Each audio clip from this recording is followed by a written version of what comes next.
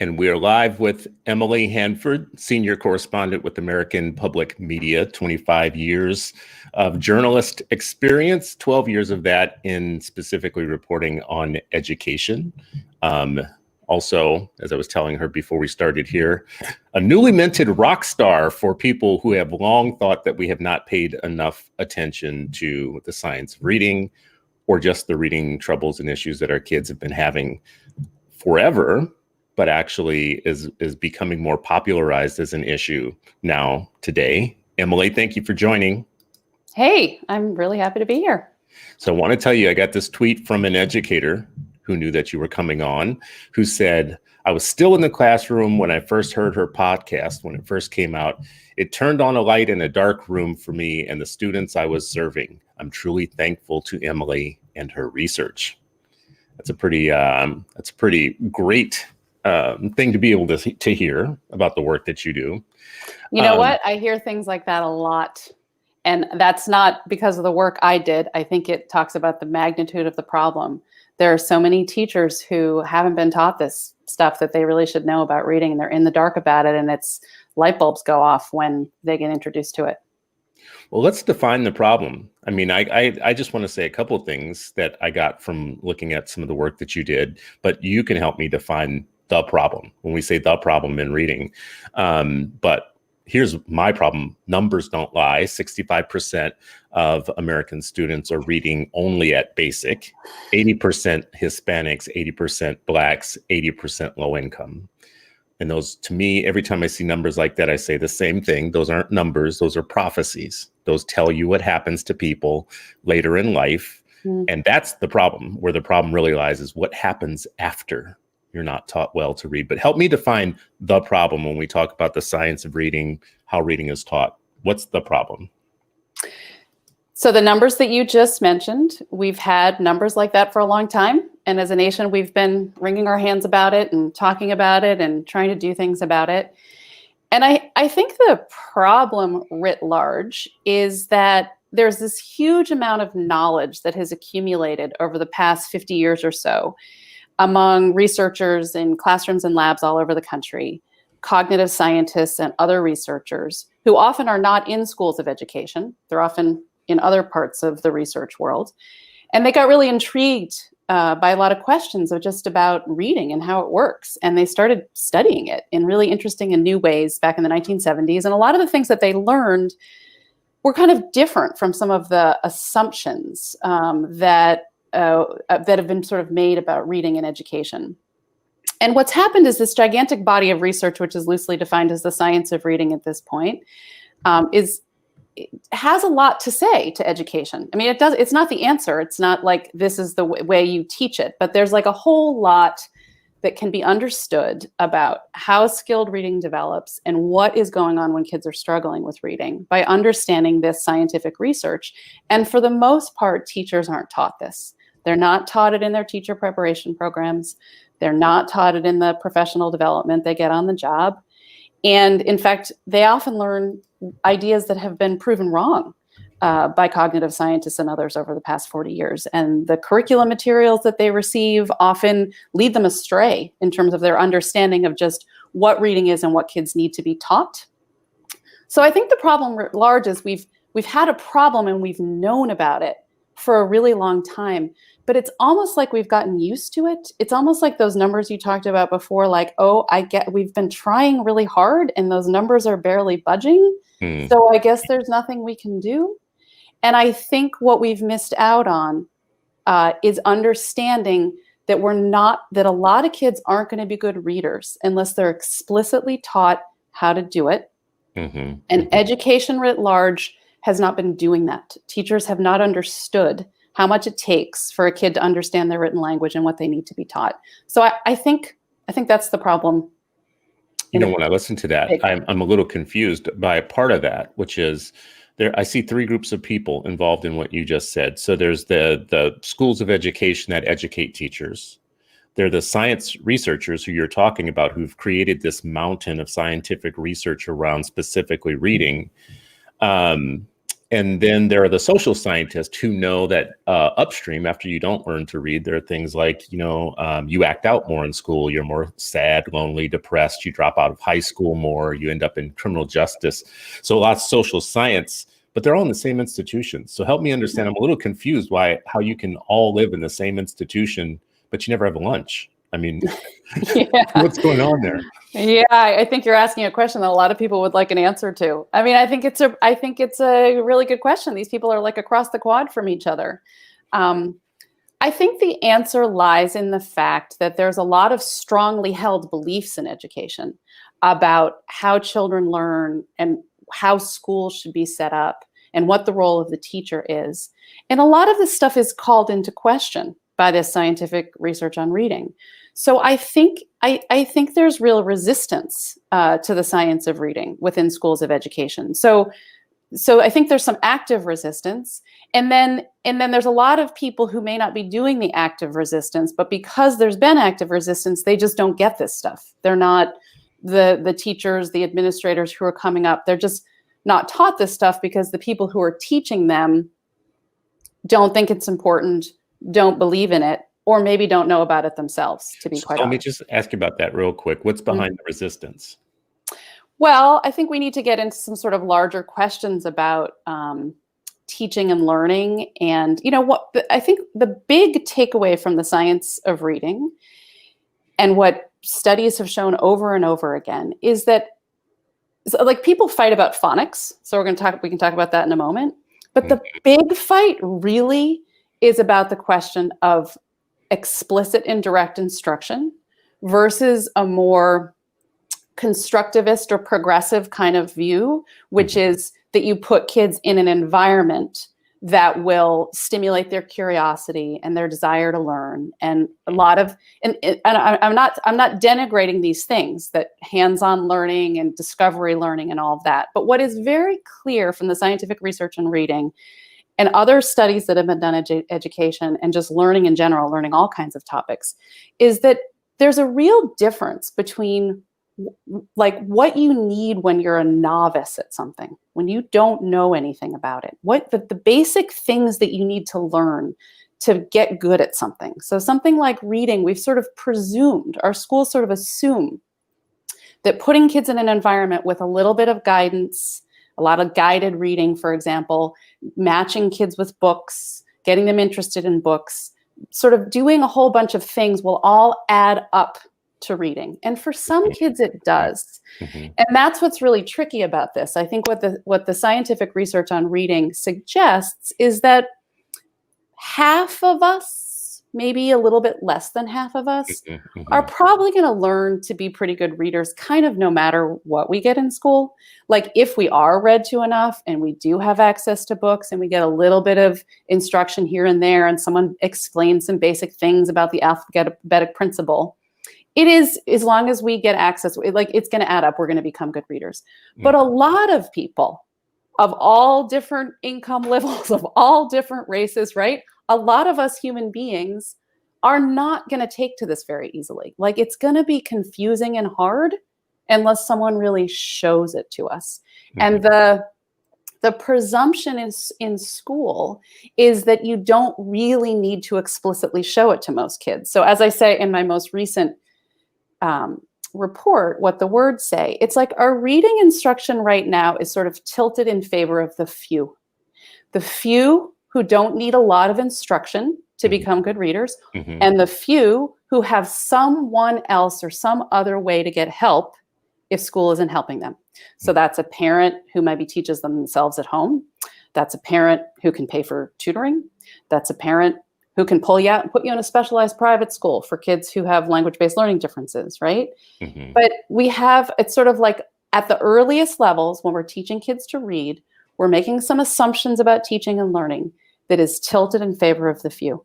And that is a fundamentally inequitable system. And well, in favor of the resource, it sounds like. I mean, one of your first stories on this was around dyslexia.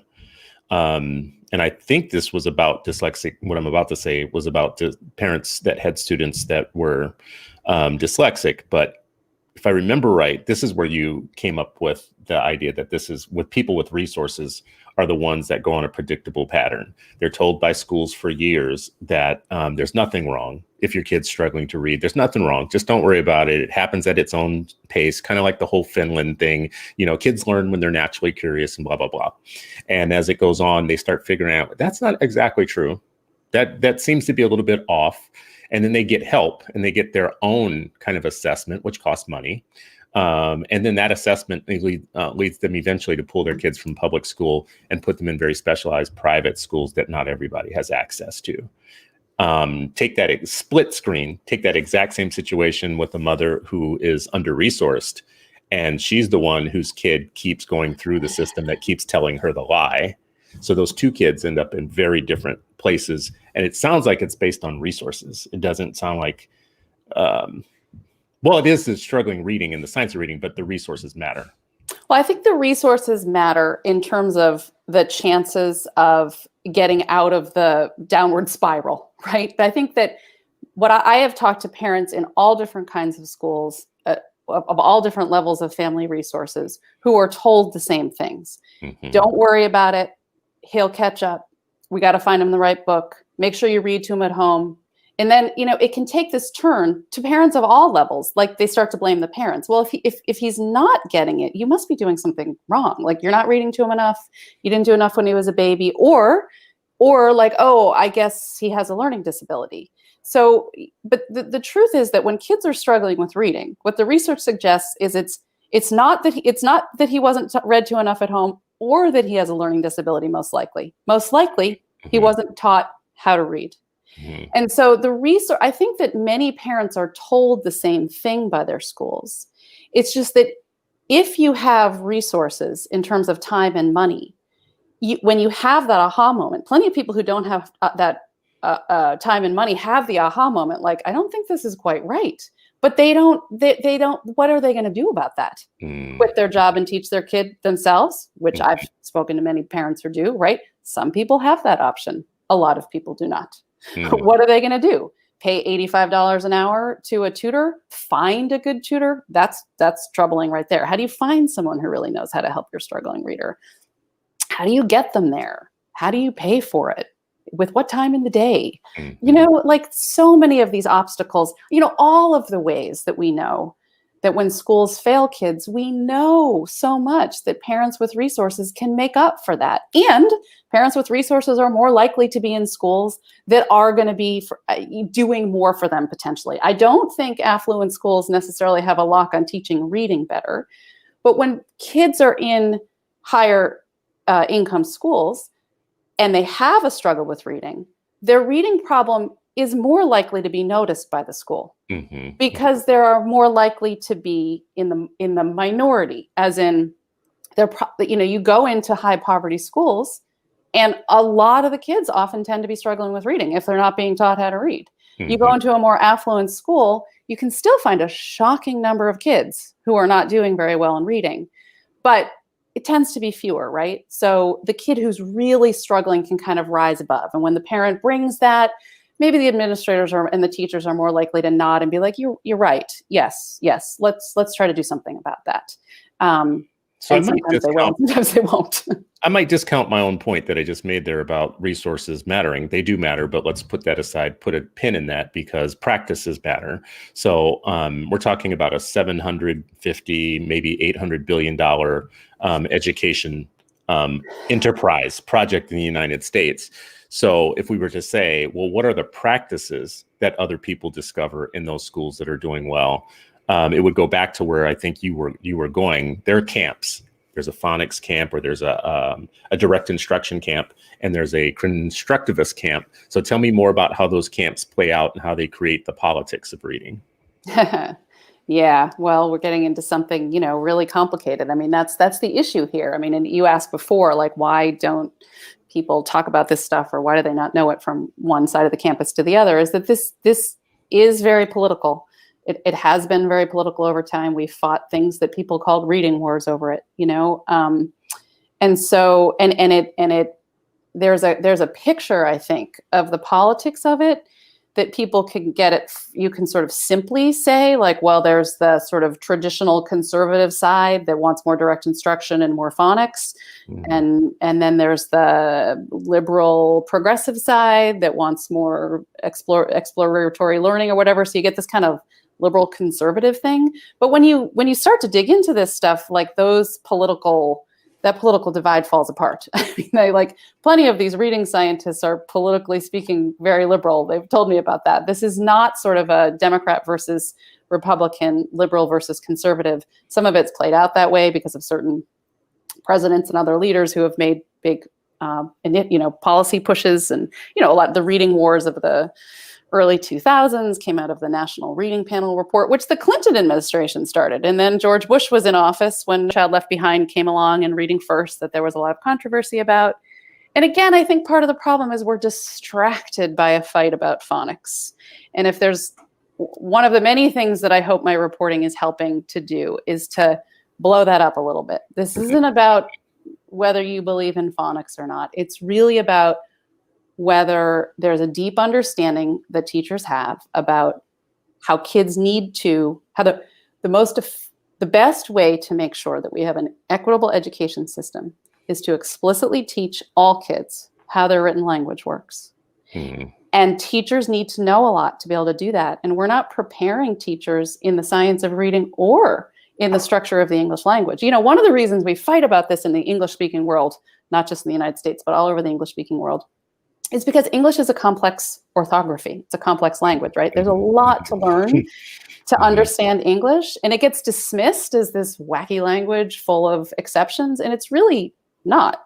It's a very rule-governed language. It's just that it's this kind of beautiful melting pot language, right? Like English has had all these influences from different parts of the world in different languages. We've got French layer and Latin layer and the Anglo-Saxons, and we borrow spelling patterns from other languages all the time. So there's like a depth to the English language, which is why phonics, teaching kids the basic correspondences between letters and groups of letters and sounds and words, is a sort of a place to begin. But there's so much more to helping kids really understand how to spell in English, for example. Spelling is a big thing that if we taught kids to spell better, I think we could really make some improvements in reading scores in this country. So I don't know if I answered your question about politics, but.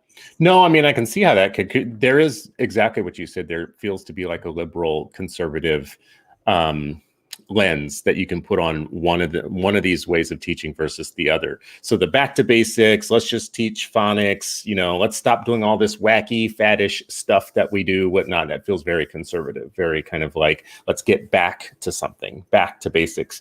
And education seems to go in a different direction in that teachers want kids to explore. And they want, kids to learn at their natural pace. And you want to put them in bright rooms with a bunch of content-rich rooms, but not necessarily get explicit with them. Don't tell them what to read. Don't tell them how to read it. Don't tell them what to understand from it. Let them kind of discover. I mean, what happens if, the majority of your teachers don't want to teach in the way, like direct instruction has a bad rap with a lot of people in the teaching profession. It's not that they're resistant to the science, it's that they're resistant to the practice. It's a big problem. I mean, there's a lot of research behind direct instruction, and I think there's a lot of resistance to it. We have people who are really doing that. We have evidence that it's a very small percentage of schools. So yeah, I mean, but I have to ask some tough questions, like what do teachers like to do, and what needs to be done? What's their evidence behind for kids to be successful learners? And I think at the end of the day, teachers want their kids to learn. I haven't met teachers who don't want to teach their kids how to read. And so I think if teachers really understand that there's a big body of evidence behind this, and that there are some ways they can be using time better in school, and that it's sort of good, like at the earliest stages when we think that learning should be the most sort of discovery oriented. And it's not that we shouldn't have bright classrooms and lots of great libraries and kids playing. Absolutely. It's just that when it comes to something like learning how to read, there's so much evidence behind how important it is to directly teach that to children.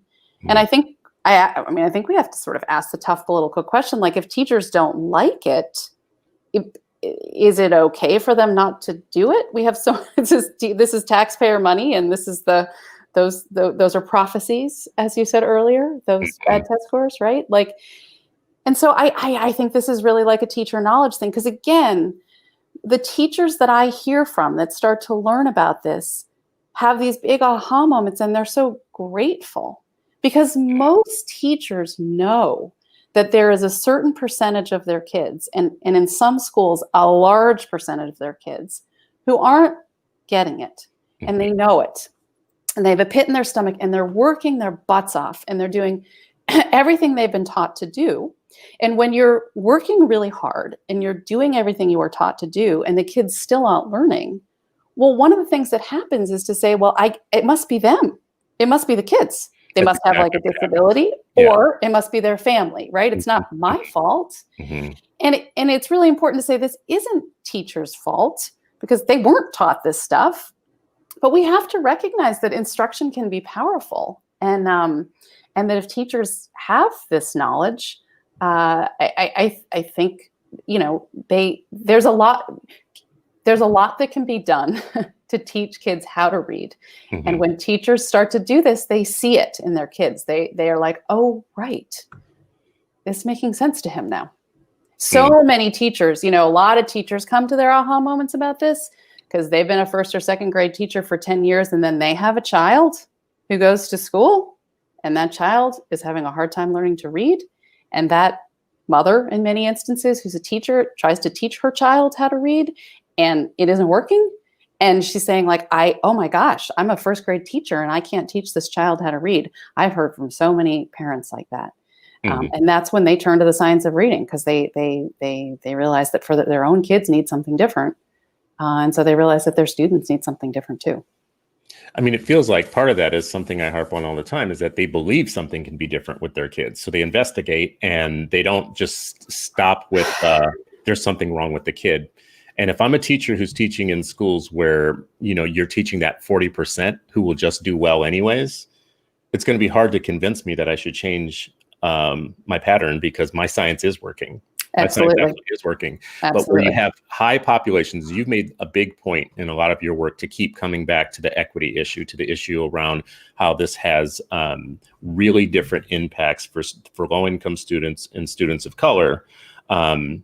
I was really interested in a juvenile detention center that you visited, Burnett Bayland Rehabilitation Center. You have like a story on AM Reports on it now, and I think people should go listen to it. We'll put the link in for the comments. But what I found really interesting about that was that would be a place where people would have an aha about one of your problems that you had all along that may have gotten you here was, and by here I mean in the juvenile detention center, is that you were struggling to read and no one ever paid attention to it. And there are lots of fruit that grows from that tree. So what was it that you discovered in BBRC that was a light bulb for you?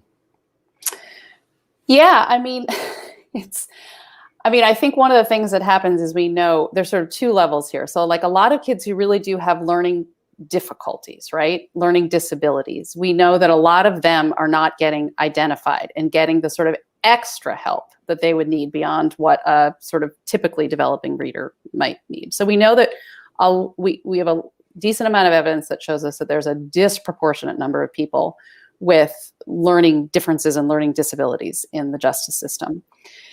But so I went into the juvenile justice system in Houston because there are researchers who are studying this, and they're trying to better understand the reading problems of the population there. And they are specifically identifying kids who are way behind in reading, who may have some sort of learning disability, and trying to teach them how to read. And they're trying to look at, can they teach them how to read, number one? And then does that have an impact? Like, they're following these students for a long time. Like, if you learn to read at the age of 15, can that potentially change your life trajectory? But I think one of so I sat in on a whole bunch of these tutoring sessions at this juvenile detention center. And first of all, one profound takeaway is just how far behind many of these kids are. I mean, some of these kids could barely read a word. And so, yes, maybe there's a profound learning disability going on there. But what I could even see in some of the lessons that I went to is that these kids were learning. Like when someone was teaching them the way that words work and the way that English spelling works, they were learning it. Are they ever going to be like really, really good readers? Maybe not. But like kids can learn this stuff. I mean, one of the kids that I met in that facility, like, I mean, he was just telling me just very basic things that no one had ever taught him about. I give you the example of, he's like, yeah, he had this big aha moment, like phone is like the PH makes the sound like phone in physics. And it's like, he knows the word phone and he knows the word physics and he's got like good oral language, but it's just, he never had been shown Okay, wait a how those second things are spelled. So how old is that kid? 17. So this kid is 17 and he's learning for the first time that PH makes a sound. Yeah. Yeah. And the thing is, when he was taught that, this kid was like, oh yeah, got it. Right. It's not like that was hard for him. It's like, but he really, and I think he's lived a life where he wasn't exposed to a lot, there's like, he didn't pick that up on his own, but it was never taught to him. And once it was taught to him, he got it in an instant. Mm-hmm, mm-hmm, mm-hmm.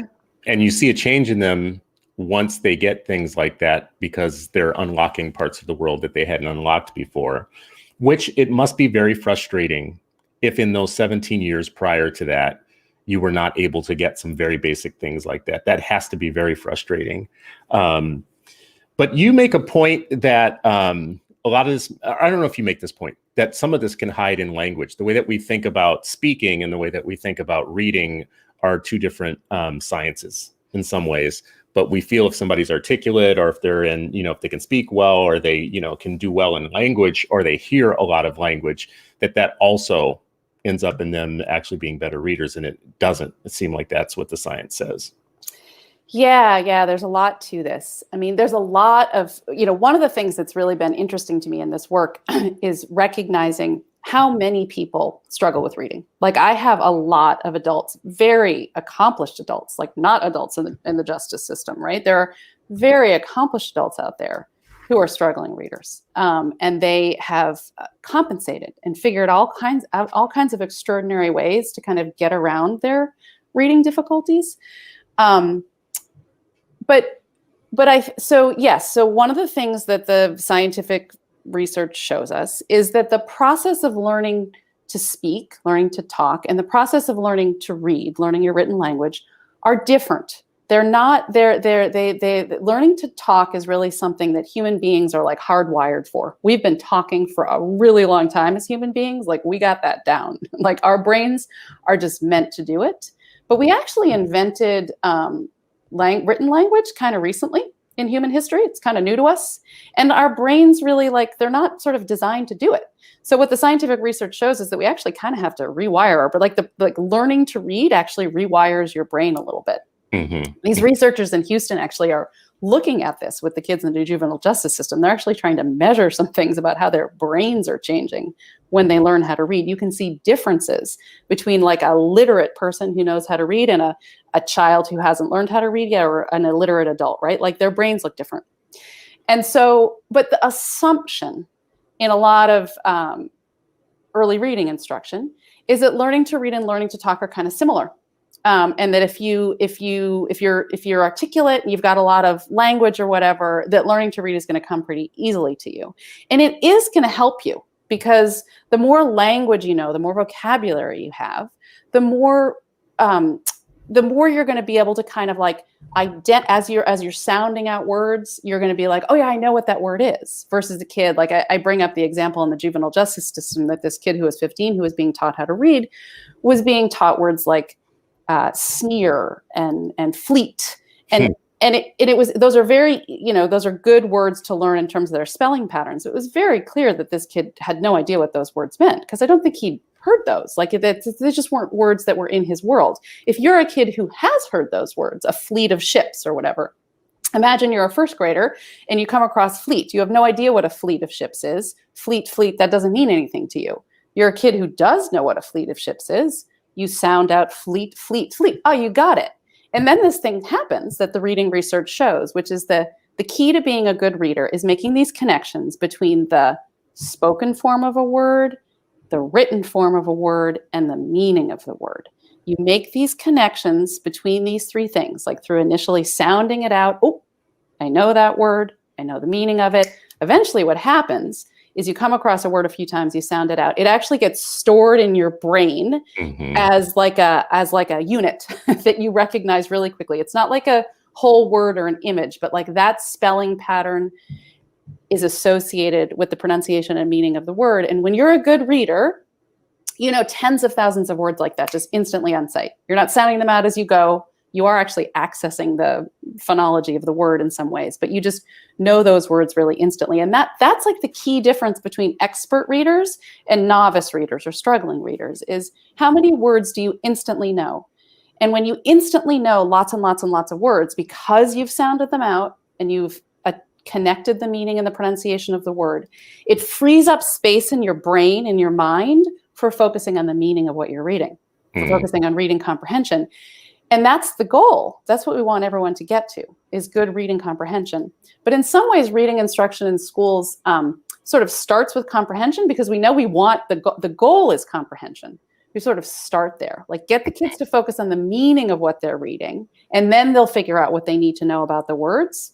And that does work for some kids, but it's super confusing for a lot of kids. And it gets kids off to kind of a rough start in school.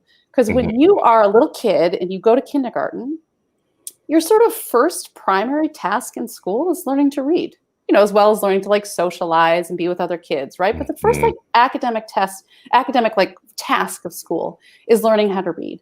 And when that is not working for you, when it's confusing and you don't really get it and no one's really teaching it and you're struggling and like you think the other kids are getting it, or you realize they're not, like that starts to cause anxiety and can really lead to withdrawing from school, acting up in school. There's real research on this chicken or the egg question. Like this, we know there's a correlation between behavior issues and struggling to read, but there's an emerging body of evidence that really shows that this is the cause. That when kids struggle with the basics of learning to read early, that is really, it starts this downward cycle. So that's why we really have to get this right in the early grades. There's so much at stake here. Yeah, I've done kindergarten myself and with kids multiple times in 30 years. So I've been a parent for 30 years. So I've done education. I've done the beginning kindergarten multiple times, but it seems like star words are really important in kindergarten. Like, you know, here's your list of 50, 75, 100, depending on what teacher you have, how many star words you're going to need to know by the end of kindergarten. And it does feel a little different than this is how letters work. It is. I mean, when kids are given these big list of snipe words, star words, snap words, there's lots of different names for them, right? Yeah, that's true. From school to school, it's either star words or so you just caught me in my little Midwestern comment of what it is. It's I don't actually know if I heard. I first I thought you said Star Wars, and I was like, "What's talking about?" Star words, star words, and then sight words. Yeah. And people within the world of reading instruction can fight about this, like whether or not you teach any kids some words as wholes, right? Because English is one of the problems with learning English is that some of our most common words are the ones that are kind of the wackiest when it comes to spelling. They're so weird, like salmon. Or the. Salmon. Help me understand salmon. But even like things like friend and the, very common words that kids are going to come across in like basic kids books, right? And they're complex spelling patterns because they're our oldest words. They're from the Anglo-Saxons, and they pronounce things differently and they spell things differently because they actually, if we heard them speaking, Old English, we wouldn't even understand what the hell they were talking about. So there's like disputes about whether you should, kick kids off with a few words to like learn as wholes so that they can have access to books. But the point is, when you see these big, long lists of words kids are supposed to memorize, that is a red flag that the undergirding assumption here in the reading instruction is that if you memorize some words, that somehow gives you access to like other words, that it's not about understanding the smallest pieces of how the sounds and words are represented by letters, that it's instead that you memorize some words and you learn them as wholes and you like store them in your brain sort of as pictures. And the research shows that's not what happens at all. That good readers are really understanding very, very quickly. You're not conscious of it at all, but you can immediately understand the difference between words where there's just like one little letter that's different. Friend and fiend, right? Friend and fiend. Okay, there's only one little letter there, but you as a good reader, me as a good reader, you know that right away. Sometimes those are the same thing. What do you mean? A friend and fiend. It's true. And that brings in how important meaning is, right? Right? Fiend, a lot of kids don't know what a fiend is. But if you are a kid, I give this example a lot with I don't know if you've heard, I have a kid on Zoom college over here and a Zoom high school over here and Zoom college professor down in the dining room. So there's a lot going on. But I give the example of my college student. It's this thing that I describe in what I was talking about before, which is like how you get to know tens of thousands of words and recognize them instantly on sight. And when my son was in high school, he was reading and he was reading something out loud to me and he said the word epitome. And I was like, epitome? Do you mean epitome? So epitome. And he like had this kind of flash of recognition, like, oh yeah. I don't know if he really knew what epitome meant, but he clearly heard that word before, right? And he'd maybe even seen it when he was reading, but he had just said epitome, geez, I don't know what that is. I'll skip over that, whatever. So like in this moment of reading out loud to me, his mom, I had sort of corrected that little instant and he had made that connection that he needs to now know that word. Epitome, epitome. You know, and so it's like, so that's how family background can get in, right? It happened that he was reading out loud to me and I caught that error. I know the spelling and meaning of that word, you know, like, and this is like all of this stuff about reading has such exponential and multiplicative effects. And there's so much at play.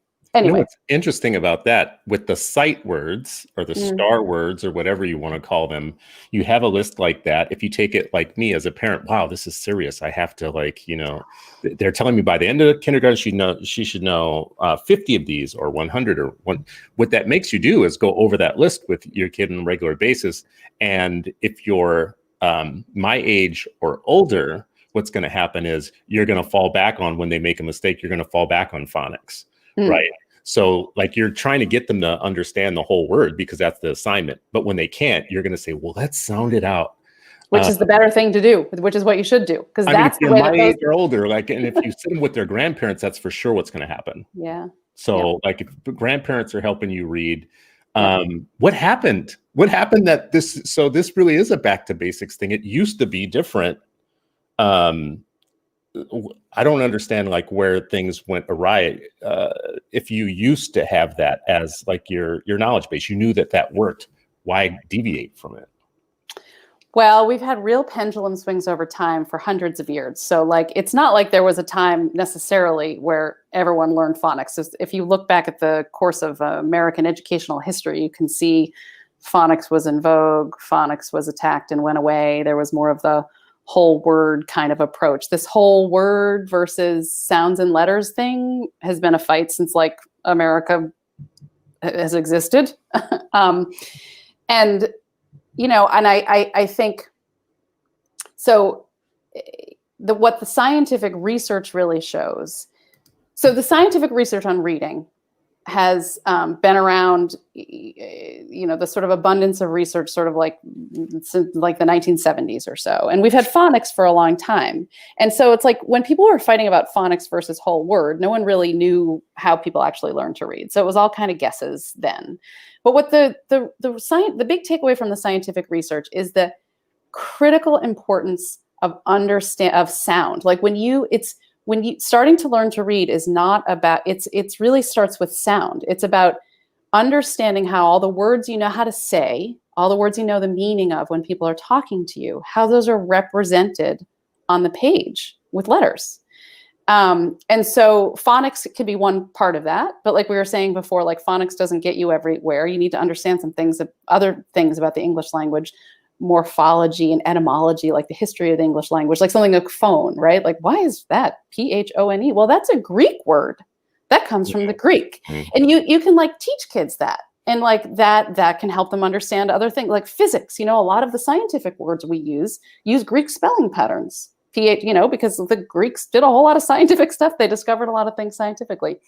Anyway, so I think that's what the scientific research really shows is the absolute critical importance of understanding the sounds in language at the lowest level of like the phonemes in words. And that's really critical. When kids don't have good phonemic awareness, when they don't, when it's hard for them to really sort of understand all of the distinct sounds that are in a word, it can be really hard for them to, for example, learn phonics. Like if you try to teach a kid phonics, like you go to the letters without them really having an understanding of the sounds themselves, a lot of times that instruction is not going to deliver much for you.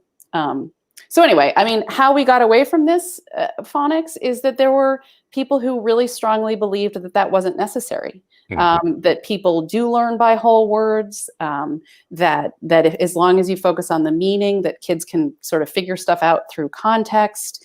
And that became a very popular way to teach. And phonics was seen as sort of traditional and conservative and worksheets and kids sitting in rows. And it isn't. It doesn't have to be that way. In fact, there's a lot of very exciting classrooms that are doing direct teaching, because what's more exciting when you're a little kid, honestly, than learning how to read? I mean, anyone who's had children and remembers anything about being a little kid, that's so super exciting when you're learning how to read. The part about equity in this is this idea that once you stop believing that a kid is capable of something, it changes everything you do after that. So what you're going to investigate after that doesn't matter if you don't believe already that the kid can learn. And if you believe something that is powerful and scientific, like these studies around, well, a lot of kids come in knowing 30 million less words than the other kids. So, I mean, that's just a self-fulfilling prophecy after that. I mean, if you come into kindergarten knowing 30 million less words, wow.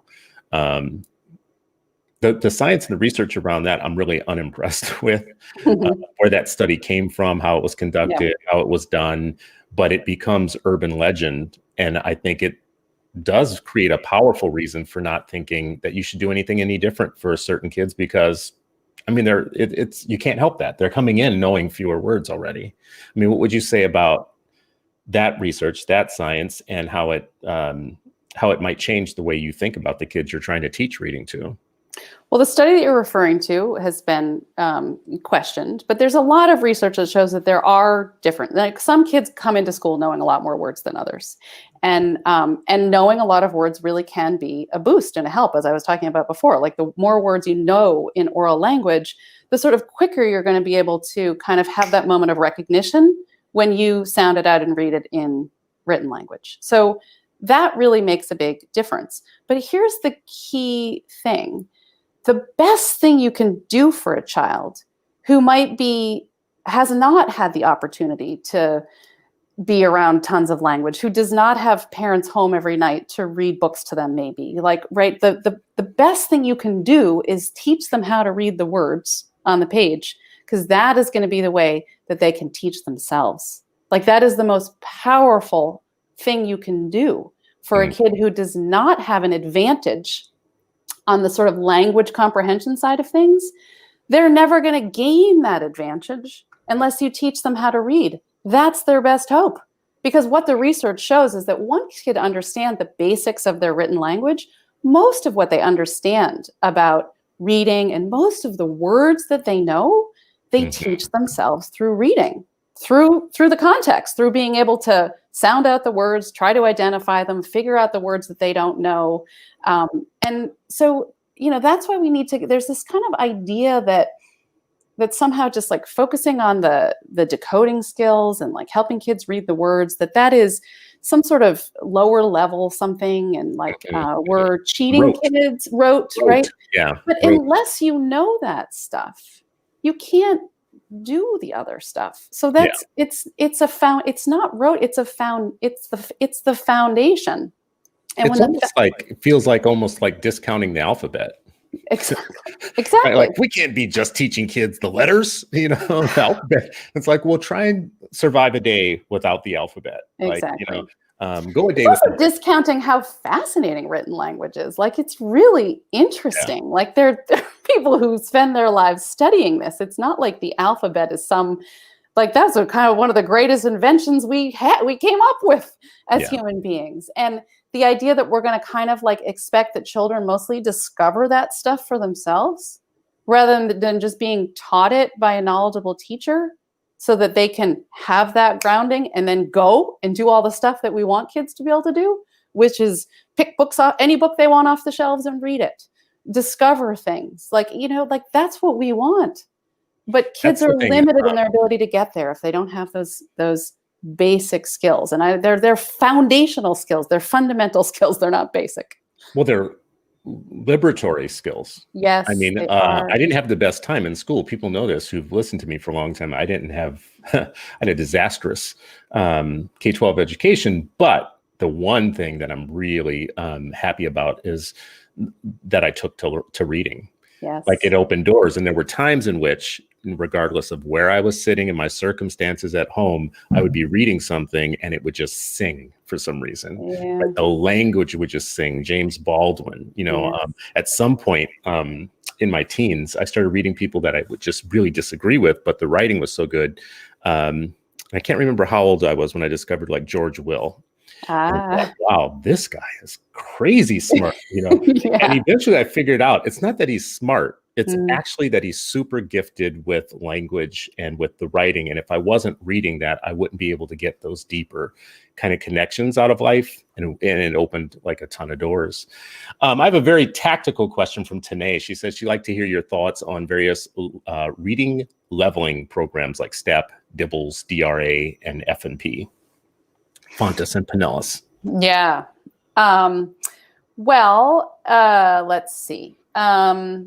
I don't know. It's not good for me. I think that this is an issue we need to look at in our schools, how we're assessing how kids are doing in reading. A lot of assessments that are based on this sort of big, broad idea that like just figure out what level kids are on. I think a lot of the research shows they're really not precise enough to tell you what really might be going on if a kid is struggling.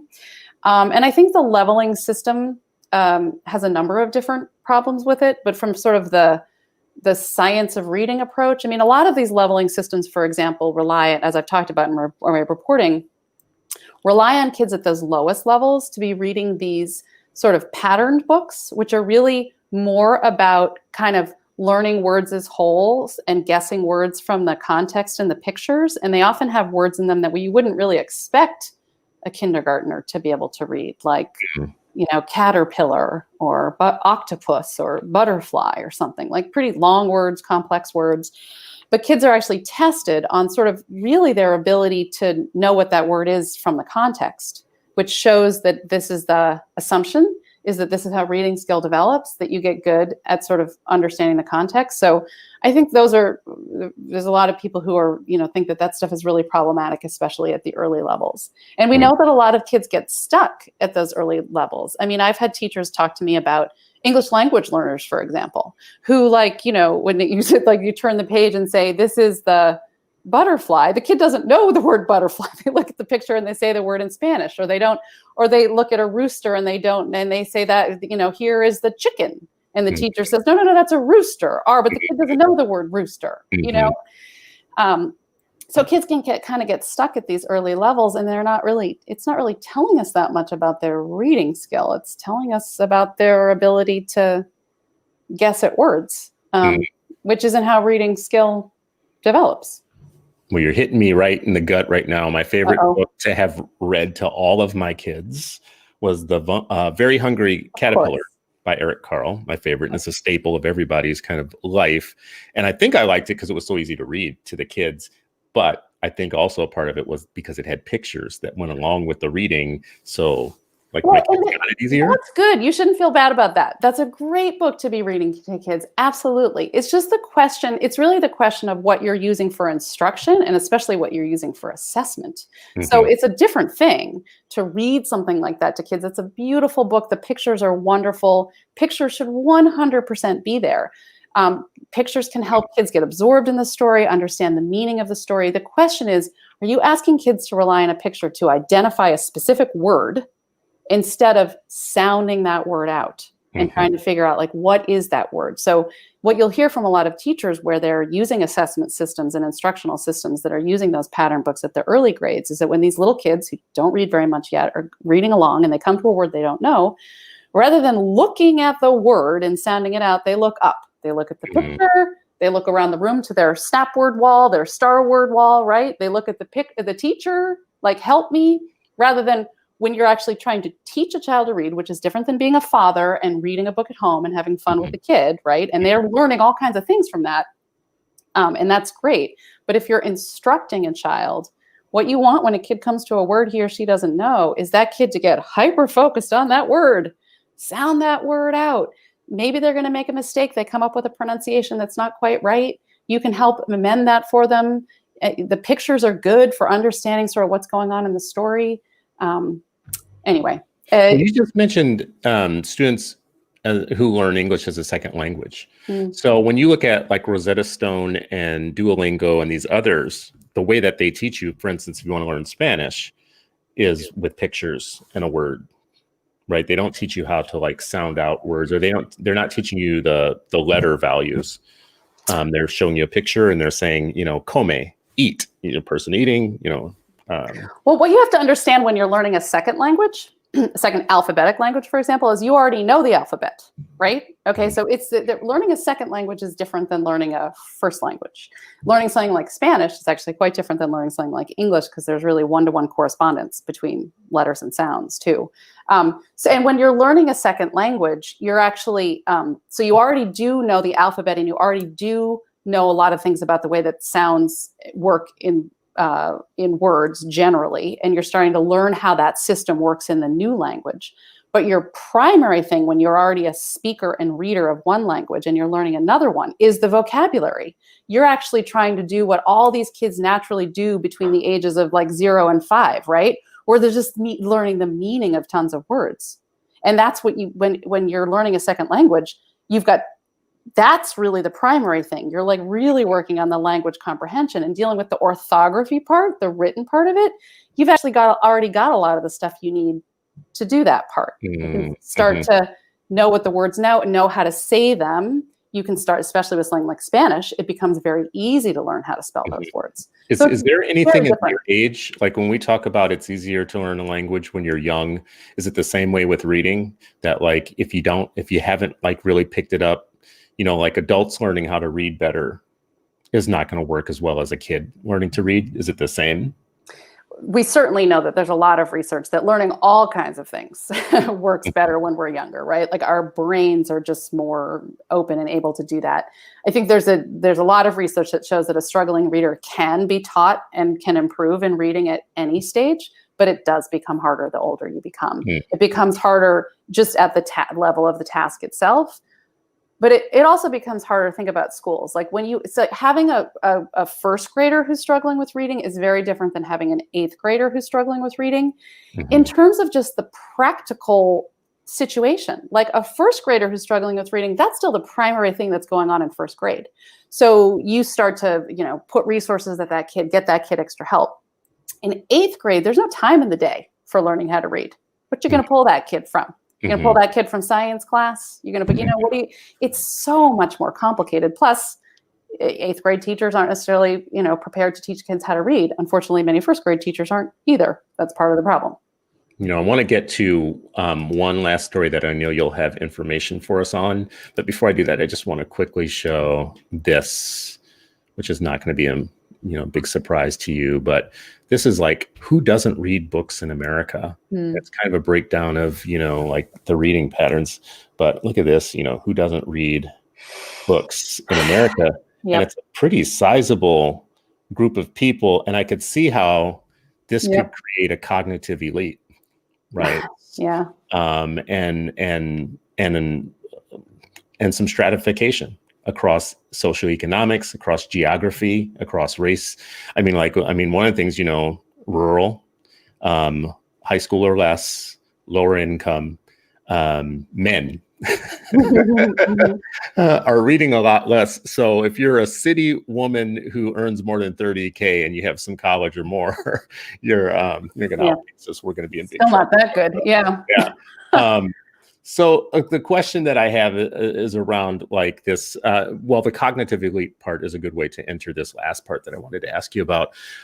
Is just that in Minnesota, we love to pat ourselves on the back that we're not the South. And we say things like, at least we're not Mississippi. That's kind of, we almost should have a t-shirt in Minnesota that says, at least we're not Mississippi. And when it comes to reading, maybe we would want to be Mississippi because they kind of cleaned our clock recently in terms of growth with their students. What happened in Mississippi? What's the story there? Well, I mean, no one knows for sure. To be able to do a cause and effect thing between rises in NAEP scores and something they're doing is a tricky business. But Mississippi, it also, when you're already at the bottom, right? Like it's usually we know in education, right, that bringing up that sort of there's low hanging fruit, and that can you can get some good bang for your buck with that. But I will say this, I mean, Mississippi is putting a lot of attention on this issue, and they are really trying to teach their teachers about the scientific research. And not only are they doing that, they are really trying to work in the schools of education. They're really trying to work among the instructors. They're actually teaching the science of reading to the instructors because they don't know it either. And so, that's, and it's really a multifaceted thing. Like they're doing a lot of different things policy-wise in terms of teacher preparation and knowledge. And they're a fairly small state, right? So when you press on a lot of different points, they're really working together. They've had some laws at the state level. They've had some big groups of people in higher education who've gotten on board with this. So they're a possible model, and it'll be really interesting to see what happens over the next few years. I think what's happening to it right now with COVID and kids' education is going to forever be this asterisk in, who knows how the progress may get stalled big time. And we're going to see long-term consequences for lots of kids, all those kids who need to be taught how to read and maybe weren't getting taught enough before, but now that they're not in school at all, how are we going to make up for that? What are we going to do about that? Didn't even ask you about COVID, which, could be a whole nother discussion, that if everything that you just told me held true before COVID, it makes during COVID look a lot worse to me. But final question for you, if this was my issue, if I really cared about this and I wanted to take this up and be valiant about it and say, like, this is the thing that I think is the thing, I'm going to stick on this. Is there a political play to this? Is there a policy play to this? Is there something that happens on high that it, comes downstream and you have like trickle down change? Or is this really a slow burn, bottom up, only some people are going to get it? Well, you just brought up this interesting question of bottom up versus top down, right? I think all change, especially in education or whatever, is like some dance between these two things, right? Because a lot of times top-down change, there's sort of this action-reaction thing that goes on, unintended consequences, blunt force, doesn't really work. But then, so bottom-up is really important, but bottom-up can be very unsustainable. I mean, I hear from teachers all the time who are like, I'm the only one in my building, I'm the only one in my system who knows this stuff. I need help, I need different training, I do need different materials. So they sort of need help from the top too. So it's always this like kind of dance between the two things. I mean, I don't know. What I've come away with so far as a reporter is that the most important element in all of this is teacher knowledge. So you can talk about the assessments and the curriculum and all that stuff is really important. But I think when teachers really understand something about how kids learn to read, it allows them to see what's not right in the assessments that they're using, what else they need, what more they need to understand about their kids. It helps them see what's sort of wrong about some of the pattern books that they're using to teach kids how to read. So I really think the teacher knowledge part is the most important. And so things that can come from the bottom up and the top down that really focus on the teacher knowledge seem to me to be the most have the most potential for real change here, because I think one other just quick element on this, I think all of this conversation about reading has sort of been, the conversation has sort of come off as kind of like anti-teacher. Like when the policy people or the research people or the technocrats come in and talk about the science of reading, it's sort of like teacher versus them. And I think what's really important to understand here is that there's lots of teachers who know about this stuff and are advocating for it, or are having their eyes open to this stuff. And like I said earlier, teachers want to teach their kids how to read. And it's just that they haven't been given what they need. And so I don't think this is an anti-teacher thing at all. If there are teachers all over the country who just are clamoring for this stuff, like they want this information. Now you're going to hit on one of my issues that I keep going back to, but there's a difference between teachers and the professional associations that claim to represent them, and the political war chest that's assembled by the associations that are meant to support teachers or represent teachers, oftentimes are on a very strong anti-intellectual streak. They are on a very old school trade unionism streak, which is not good for the profession. And by that, I mean this, if you find a battle in any state to lower the stakes of what it takes to become a teacher, or to lower the testing of teachers, or the praxis, or what it takes to become a teacher, or if you do anything that looks like it's making teachers learn more, do more, whatever, the first group of people who are going to show up to battle you on that are not going to be teachers, but the representatives of teachers, the political representatives, teachers. I know that's not what you're here to talk about, but I just want to put that in the end, that if there was a bottom-up approach, it seems to me that unions, all these people that we said in the beginning, should have lunch with each other. The social scientists, the colleges of ed, the teachers, even who I just said, teachers union representatives, because they have part of the bottom-up part. If they were all sitting at a common table and said, America's going to be a reading country, we are going to be a reading country. We're going to put aside all this other stuff about teacher evaluation and, charters and whatever, all the stuff that doesn't really touch much. And we're going to go for this one issue that none of us should disagree on, that we should all read. I think they could do a lot, together. But we're not in a together world right now. I will say that parents and teachers who want to learn some really good things about the basics of the science of reading can find a lot of it in the American Federation of Teachers magazine over the years. Mm-hmm. Their magazine has published some great stuff. And I would point people there. And there was Louisa Moats wrote an article, I think it was first came out in 1999, called Teaching Reading is Rocket Science. And that was a big one. And she just updated it this year. There's an updated version of that article. And it's really full of references and citations and good explanations of a lot of the stuff that I've been talking about today. And people should really check it out. So and you guys should check it out, and you should email them and ask them, when are you going to put on red t-shirts and storm the state capitol saying, damn it, we're going to read, and have Read for Ed be about reading. Then all that information will be fantastic. Emily, I'm so happy that you came on today. This has been one of my most anticipated talks to have. You always are breaking something that makes me think, makes me think or whatnot. Thank you. So I really appreciate this. I can see that people watching got a lot out of it, and the comments look great. For everybody watching, you can find Emily. We have put her Twitter handle going across the screen throughout the show. We've also put links in the comments to get to Emily. She's a senior correspondent at American Public Media. She's been a journalist for 25 years. For 12 years, she's been focusing on education. And more recently, she's been focusing on the science of reading.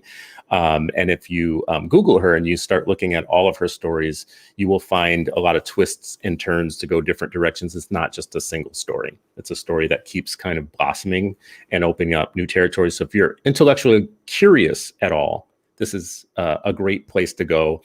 I have a shirt that I'm not wearing today. I meant to wear it that says, "The revolution will be literate," which is my favorite thing to tell people. I had a community activist years ago when we were talking about education. He stunned me because he made something stunningly simple to me that's germane to this conversation. We were talking about politics and race and racism and white supremacy and all these different things. And at some point, he just said, Chris, if we could just get our kids reading and to read, a lot of everything else that we talk about wouldn't be as much of a problem. I remember thinking to myself, well, that's kind of a weird thing to just pull out of, thin air. And over time, it hit me the most elegant, simple thing sometimes really is the truth. And in this case, if you open up the world of letters and words for kids, you can make a lot of change in the world. So thank you, Emily. I appreciate thank you for having me. Thank you so much. For everybody watching, I appreciate you guys all watching it every day. Tomorrow is Freedom Friday again, so we have another Freedom Friday, but I will have a very big announcement on tomorrow's show. I don't want to over tease it, but I have an announcement that I'll make tomorrow on Freedom Friday, so I hope that you guys